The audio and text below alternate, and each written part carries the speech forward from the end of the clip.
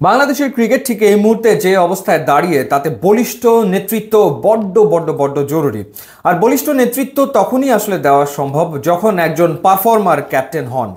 এবং গত 3 বছরে ওয়ানডে কিংবা টেস্টে বাংলাদেশের সবচেয়ে ধারাবাহিক পারফর্মারের নাম হচ্ছে মেহেদী হাসান মিরাজ, এবং তিনি স্থলাভিষিক্ত হলেন নাজমুল হোসেন শান্তর। এবং অবশেষে বাংলাদেশ ক্রিকেট বোর্ড 3 ফরম্যাটেই এক অধিনায়ক তত্ত্ব থেকে সরে দাঁড়িয়েছে। এই মুহূর্তে বাংলাদেশের 3 ফরম্যাটে 3 অধিনায়ক, টি-20তে লিটন কুমার দাস, টেস্টে নাজমুল শান্ত এবং ওয়ানডেতে মেহেদী হাসান মিরাজ। 1 বছরের জন্য মেহেদী হাসান মিরাজকে অধিনায়কত্ব দেওয়া হয়েছে এবং এই 1 বছরে মেহেদী হাসান মিরাজের নেতৃত্বে বাংলাদেশ 7টা ওয়ানডে সিরিজে 21টা ওয়ানডেতে মাঠে নামবে। এছাড়া 2027 যে ওয়ানডে ওয়ার্ল্ড কাপ, তার আগে আরও 11টা ওয়ানডে খেলার কথা রয়েছে বাংলাদেশ দলের। বয়সভিত্তিক পর্যায় থেকেই আসলে নেতৃত্ব গুণ রয়েছে মেহেদী হাসান মিরাজে। 2013 সালে তাকে আন্ডার-19 ওয়ার্ল্ড কাপের অধিনায়ক করা হয়েছিল। এরপর তিনি 2014 এবং 2016 সালে আন্ডার-19 ওয়ার্ল্ড কাপে বাংলাদেশকে নেতৃত্ব দেন এবং ঘরের মাঠে মেহেদী হাসান মিরাজের নেতৃত্বে বাংলাদেশ 3য় স্থান অর্জন করেছিল। সেটা ছিল সেই সময় বয়সভিত্তিক পর্যায়ে বাংলাদেশের সেরা সাফল্য। ঘরোয়া আসরেও নিয়মিত মেহেদী হাসান মিরাজ অধিনায়কত্ব করছেন। সেই 2019 সালে বিপিএলে তিনি প্রথমবার নেতৃত্ব দেন রাজশাহী কিংসের 21 বছর 72 দিন বয়সে, এবং ফ্র্যাঞ্চাইজি টি-20 টুর্নামেন্টে তিনি বাংলাদেশের দ্বিতীয় কনিষ্ঠ অধিনায়ক ছিলেন। তো তারপর থেকে ঘরোয়া আসরগুলোতে তিনি নিয়মিত অধিনায়কত্ব করছেন, কিন্তু কখনোই তাকে আসলে জাতীয় দলের অধিনায়ক করা হয়নি।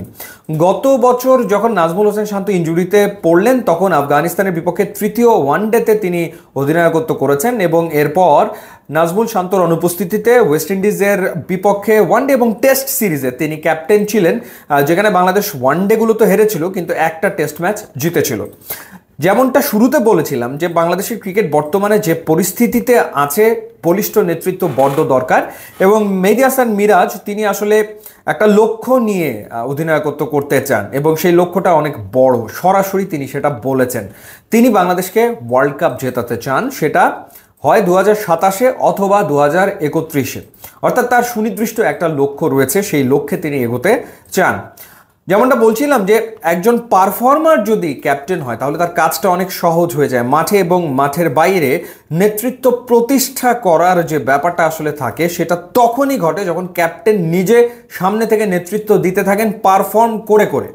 সো মেহেদী হাসান মিরাজ বাংলাদেশের ওয়ানডে দলে অপরিহার্য সদস্য এবং তিনি কন্ট্রিবিউট সবসময় করে চলেছেন, হয় ব্যাটিংয়ে অথবা বোলিংয়ে।